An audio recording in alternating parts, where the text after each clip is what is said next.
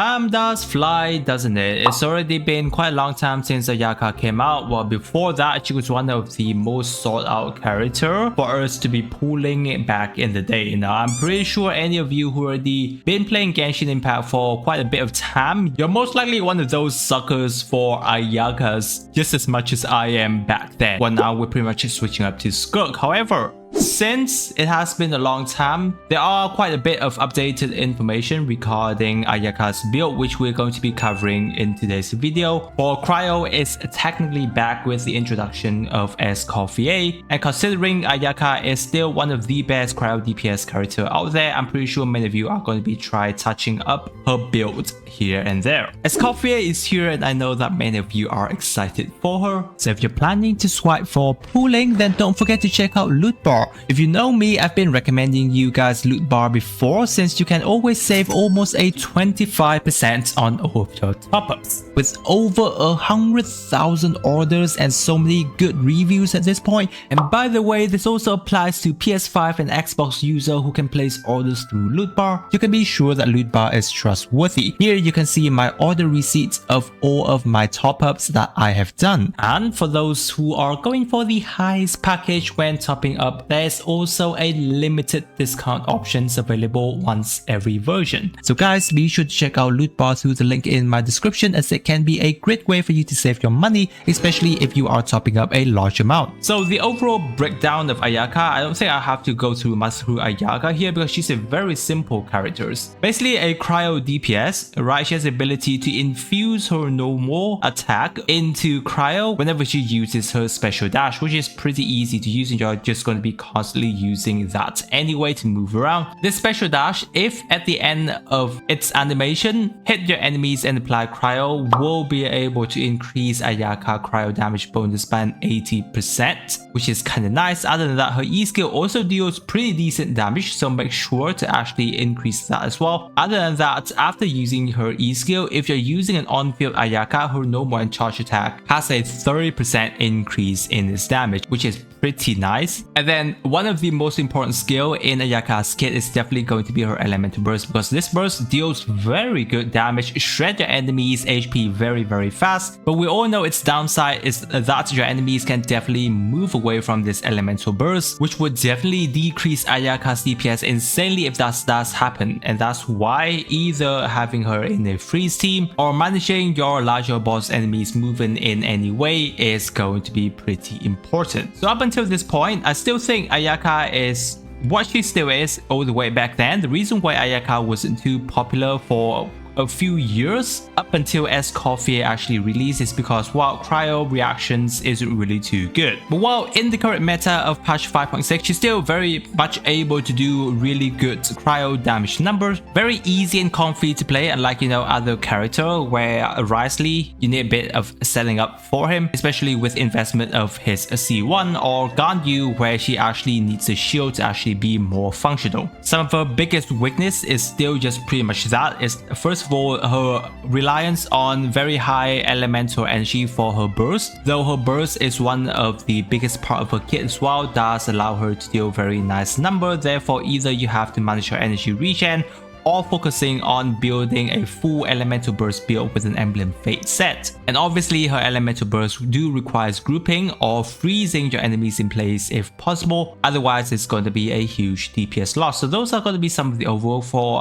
Ayaka. Again, as I've mentioned, she's very easy to play. The more important thing is we're going to be touching on her build and team build, which is going to be the more important part. So for her artifacts build, generally it has always been the Blizzard Strayer set. It's been the #1 set for most of the Cryo DPS characters so far, as the 4 pieces help you quite a lot regardless of you're able to freeze your enemies in place or not. The crit rate increase is pretty nice, and it has been one of the only artifact set that actively has a crit increase within its 4-piece passive before the Marshose set. And while talking about the Marshose set, up until patch 4.0 updates, it has been introduced into the game with a 15% normal and charge attack damage increase, and obviously an extra 36% crit crit rate increase if you are using in the team that constantly sap out your HP. Works well with Farina if you have her on Ayaka's team. Though it is a newer set, it does have its viability depending on if you're a player who start later into the game and you're farming for this domain more than the Blizzard Strayer domain, then you can use the Marshose set over the Blizzard Strayer. But technically, when you're using this, you are reliant on having a Farina on your team. Another very powerful build that I actively built for my Ayaka is on the Emblem Fate set, which is basically a full elemental burst build. So technically, we're going to be focusing on building as much energy regen as we can on Ayaka so that you can basically have her elemental burst every rotations. But on top of that, the Emblem Fate set obviously increases your elemental burst damage by quite a lot the more energy regen you technically have. So basically, you're not going to be needing to fear that you're lacking energy regen for Ayaka elemental burst during this set, but it does limit you the ability to do her normal attack charging, which I don't really mind too much because I don't usually have my Ayaka be on field for way too long. I think the most I do is usually 2 to 3 no more charge attack max during her rotations, and especially when you also have her E skill to increase her normal charge attack by 30%. I still love her elemental burst build quite a lot. I'm still using it up until this day. A rather niche set, which is going to be the Lava Walker set. Now this set actually increases your damage by around 35% whenever you're attacking enemies infused with Pyro. So this set is more niche toward basically building on an Ayaka melt team. Though it is like an old set and I'm pretty sure most of us won't be using it, I kind of just like to mention since we're touching on Ayaka's build to be one of the fun options to consider out there. Though regardless of the situation, even if you're building on a melt team, yeah, you can still use the Blizzard Strayer or the Marshose set and you're still going to be very much fine. Obviously, there's going to be the mixed set of the 2-piece slot of 2-piece Blizzard Strayer or 2-piece attack if you don't have a nice 4-piece set. For Ayaka, the weapons Mist-Splitter is still going to be on top of the chart for her. Following that, you can either look into a Jade Cutter or the Haran, though I feel that Jade Cutter will be more common across the board since it has been appearing on some of the banner. You know, other 5-star options like the Light of Foliar Incision, if you do have it, or the Summer Shaper, Ayaka can still use it pretty well. I think she's a very easy character to be using many of the sword options as long as that sword option is more toward a DPS character, right? Moving on, for the pretty much free to play option, the Finale of the Deep is one of the newer Fontaine craftable weapons that most of the DPS character can make use of, and Ayaka is going to be on the same page. Well, you can still use the Aminoma Kaguichi because it does help her with energy regen management, but for overall damage, the Finale of the Deep is still going to be better overall. Harbinger of Dawn is going to be the 3-star options that you're, I think these are for the players who have just started the game because you can just go with the craftable weapon if you don't have any other options. Another interesting option that has just been released if you have played the event is the Calamity of Eshu. Now, this weapon does require you to, have a shield, but considering if you're using, for example, a character like Sitlali on Ayaka team for some reason, or you're still having Zhongli, sometimes if we have Shilonen being there, Ayaka might have a shield being provided, and during this time, it does give her quite a nice no more and charge attack boost with its crit rate increase as well, considering that most of you do have this at R5. This is actually a nice consideration to go for. So those are going to be her overall artifacts and best weapon building. Now we're going to be touching on one of the most important part of any character, and that is going to be on the team building part. Ever since she has been released, I don't think there has been much changes into her team building up until the point of around patch 4.0, especially when Farina was released. At the very least, there was a slight changes into how her team is built. And then finally, whenever we go into 5.2, Shilonen came, which is basically a universal support. So basically, Kazuha can have a rest on Ayaka's team. And then obviously, Escoffier is here on our 5.6 patch, which is why we're having this video obviously, but that definitely makes a huge changes in terms of Ayaka team building. Now before Escoffier comes, here are some of the best teams that Ayaka have had access to, and I will be mentioning these teams first because many of us might not have Escoffier just yet. You just wanted an update team comps for Ayaka. So one of the best teams that we've got is going to be Ayaka, Shanha, Shilonen, and Farina.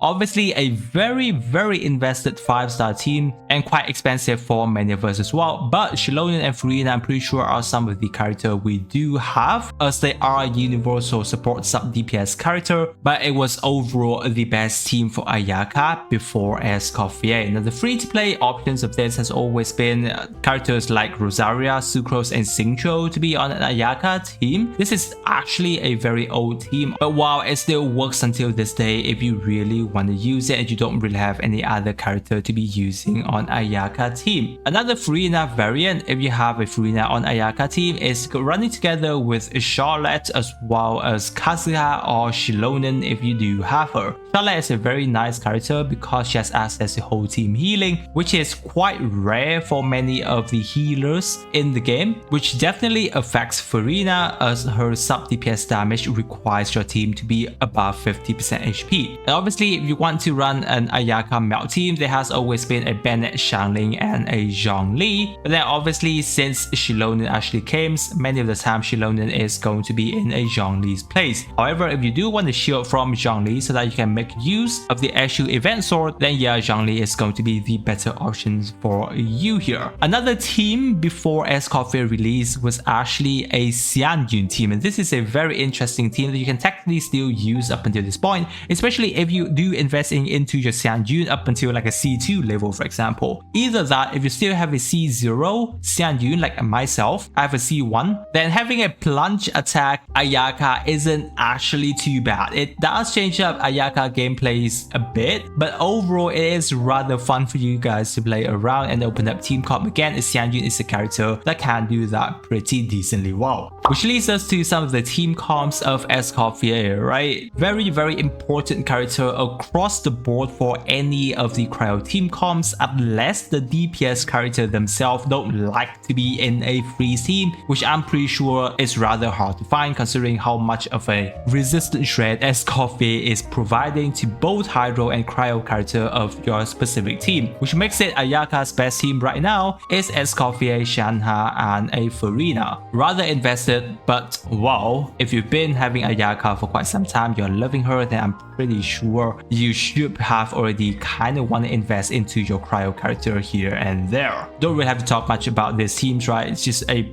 very powerful top tier free team until this point. We're going to be playing around with this team until Skirk comes at least, or if you're not putting for Skirk, then this is still going to be one of the best cryo teams on your account. Free to play friendly Escoffier team with Ayaka, you can have a Rosaria and a Xingqiu on her specific team. Very comfy and easy for you guys to play around with. Now if you're up against unfreezable boss or the boss like the Hydro Topa recently, that you can run with Ayaka, Escoffier, Shanha, and the final flex slot. You can either have Rosaria for more damage, or Layla if you do want to have a shield for your Ayaka specifically so that she can use the event sword weapons. Now if you're somebody who are looking into investing more constellation for Ayaka, I would say Ayaka constellation for herself is a pretty good increase. And technically speaking, many have just went as far as saying that Ayaka is rather reliant on her constellation, which is